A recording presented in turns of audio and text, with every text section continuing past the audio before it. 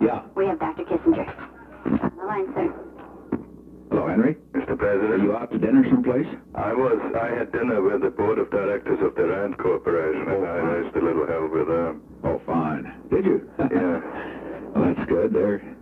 It probably shook them up a little, didn't it? Well, they had some people, they had some bankers and Bill Hewitt, Packett's partner. Oh, yeah. And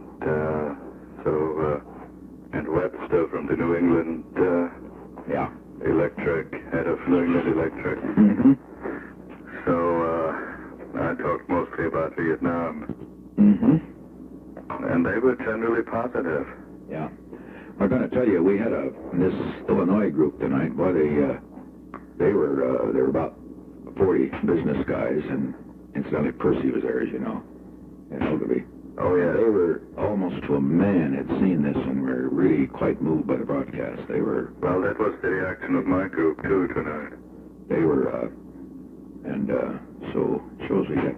And in my little talk, I proceeded to talk a little about SST and say, I understand why some opposed it, but I said, let's not let this be a pattern of turning away from exploring the unknown, turning inward, not meeting our responsibilities in the world, and so forth and so on. I just thought it just couldn't let Percy sit there without... No, I think that was important. Yeah. Another interesting little thing. Mrs. Eisenhower called tonight. She said that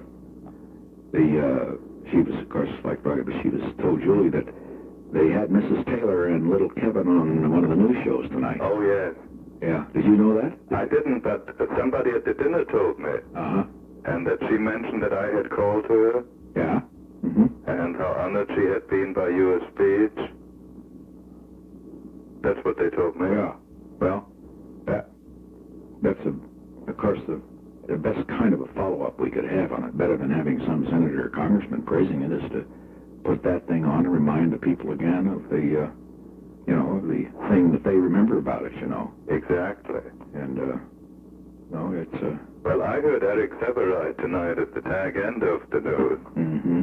Mm-hmm. And he said, well, the president squarely put it up to Congress. If they want to assume responsibility, they can have it. Mm-hmm. But he didn't think there would be many takers. He didn't, or I didn't? No, Severide didn't think there'd be many takers in Congress. Now, it shows the tremendous power of the presidency if it is used with courage and wisdom.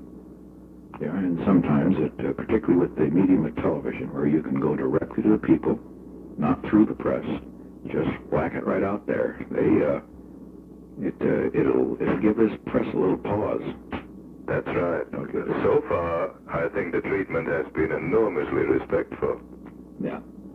Well, they'll hack away now about the time and do we have a date in mind and all that sort of thing. And I think we shouldn't answer that, Mr. President. I told Ziegler today that he should just, in the future, not say, look, the president is not going to, he stated his position, I'm not going to go beyond it, gentlemen. Exactly. Exactly. And any congressman or senator thinks that we got a date in mind, fine.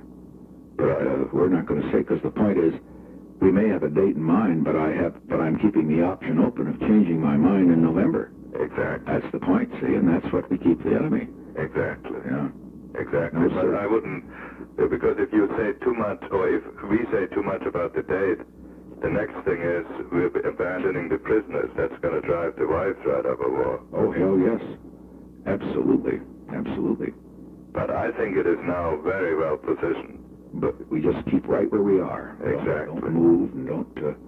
I'm going to tell Ron in the morning not to take any more questions on it and just say that we've covered the situation and that we've stated a position and we're not going to talk any more about it. We've made an announcement that runs through December 1st, and at that time, the president will have another announcement.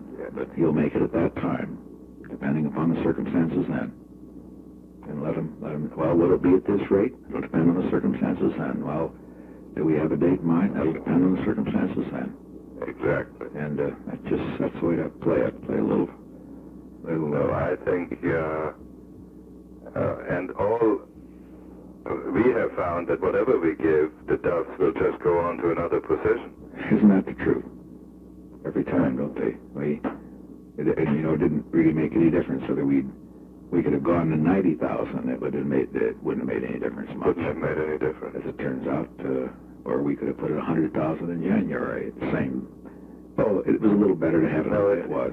Well, it showed progress. It showed progress, Mr. President, Yeah. but if we had gone up to 16,000, they still would have found fault with it. Sure. It wouldn't have helped us a bit. Wouldn't have meant a bit, not a bit. And that's just not going to be the way it's being played. Going to play it. I must say, we've some way or other, you've got to get layered in, sort of pipe down a little bit too about. Well, I've scheduled a lunch with him next week. I'm going to get Laird quieted up. Just say, no, look, Mel, it isn't going to do any good. And just say, might say, look, there is a chance for negotiation here. Now let's don't spoil it now. Yeah. The only trouble is if he believes it, he'll try to hog it. But Yeah. I'll get him quieted down by other methods. I'm just going to tell him he'll get himself into such unbelievable trouble. Yeah. Because I think he's shaken up a bit. Do you? Yeah. Mel is basically not a bad fellow. He should also pipe down on the Kelly thing. We got that in the right position. We're not defending Kelly, and we're going to let it run its course. And and if he turns out the way we expect to, we'll just handle it that way. But let it drag on a while. I think that's right, and I think the judicial process should now take its normal course there. That's right. And after that, you can decide in the light of all the information that will then have been developed. That's right. Mm-hmm. So, and that public furor had to be quieted down. That's right. Before it got It's completely... really, it was such an amazing sort of public furor. It surprised us all, surprised the press and all the rest. But it was probably a good thing that the country had that little spasm. That's right. It gave them a chance to pop off steam, and then we came on and cooled it off a little, and came on with an announcement. We gained a little initiative, I think, as a result of it, don't you think? Oh, yes. And it no matter what they say now, no one can construe that outburst as a dove outburst, even if it took the form, perhaps, of wanting to get out of the war. It was the frustration of the people who are not permitted to win the war. That's right. And that's quite a different thing. Exactly.